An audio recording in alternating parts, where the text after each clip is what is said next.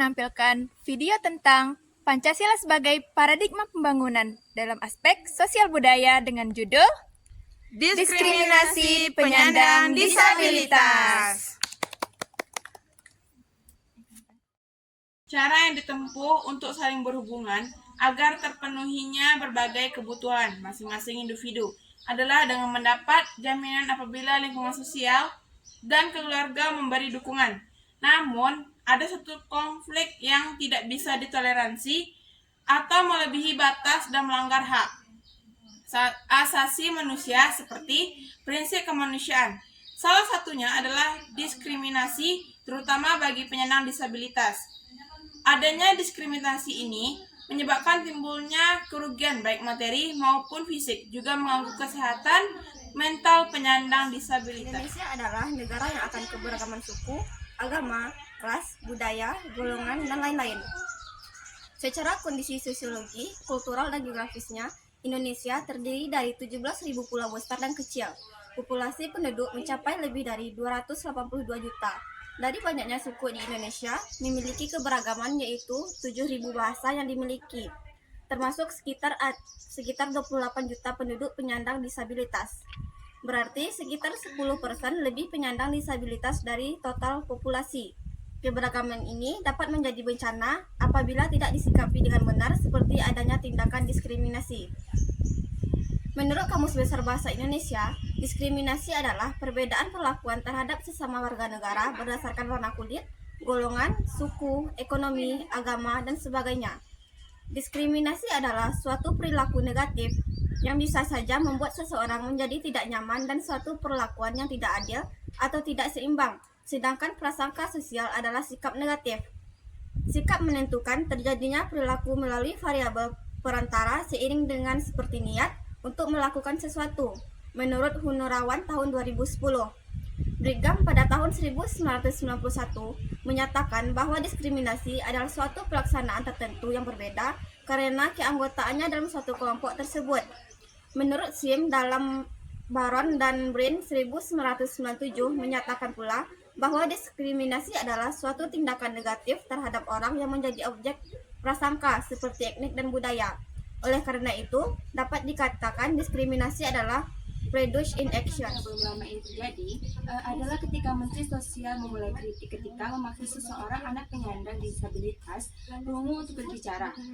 Ironisnya hal ini ia pertontonkan dalam acara peringatan Hari Disabilitas Internasional.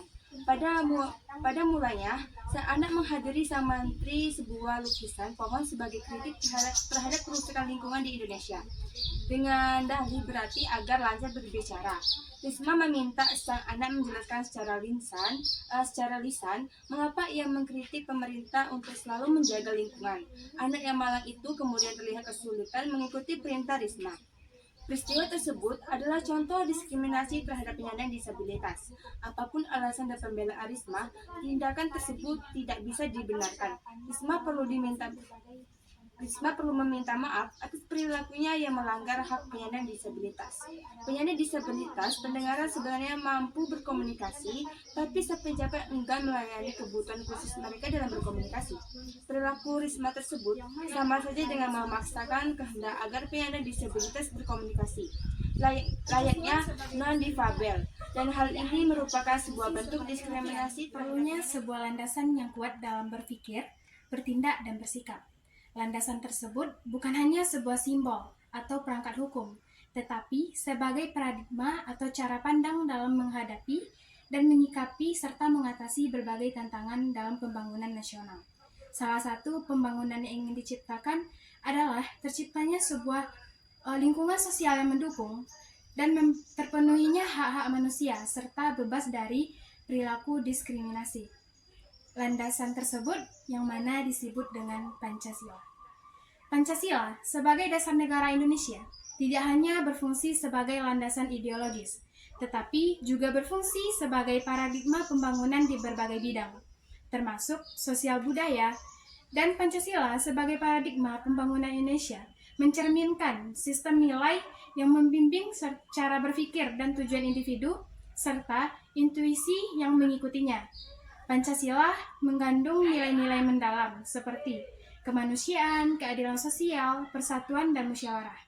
Hal ini sesuai dengan sila-silanya, dan dalam konteks sosial budaya, nilai-nilai tersebut menjadi pedoman untuk membangun masyarakat yang saling menghargai keberagaman dan menjunjung tinggi hak asasi manusia, serta mengembangkan budaya sosial dan budaya nasional yang berwawasan kebangsaan. Saat ini, Indonesia telah membuat berbagai peraturan yang sesuai dengan Pancasila sebagai paradigma pembangunan, seperti memberikan jaminan perlindungan untuk bebas dari perlakuan diskriminatif sebagai hak konstitusional yang ditentukan dalam pasal 28 ayat 2 Undang-Undang Dasar Negara Republik Indonesia tahun 1945, serta Undang-Undang Nomor 8 Tahun 2016 tentang penyandang disabilitas. Namun nyatanya, berbagai aturan ini tidak akan dapat diterapkan jika masih ada dari kita sebagai warga negara Indonesia dan pemerintah sebagai pengampu kebijakan belum mampu sepenuhnya memahami dan menerapkan Pancasila sebagai paradigma pembangunan. Oleh karena itu, kita sebagai generasi penerus bangsa mempunyai PR yang sangat besar untuk terus mempelajari dan menerapkan Pancasila sebagai paradigma pembangunan dalam berbagai aspek kehidupan, termasuk dalam aspek sosial budaya.